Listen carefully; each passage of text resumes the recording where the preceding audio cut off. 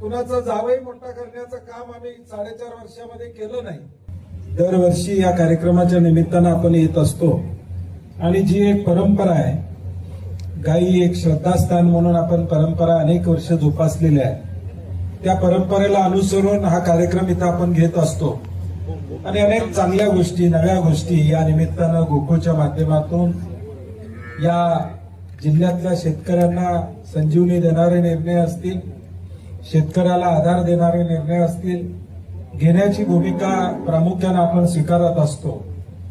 गेल्या 4-4.5 वर्षामध्ये या गोकुळमध्ये गाईच्या दुधाला दरवाढ असू दे, म्हशीच्या दुधाला दरवाढ असू दे, ही सगळी दरवाढ देण्याची भूमिका आम्ही सगळ्यांनी घेतली। काटकसर करून हा गोकुळ शेतकऱ्याचा आहे, त्या शेतकऱ्याचा राहिला पाहिजे, कुठल्या एका व्यापाऱ्याचा होता कामा नाही।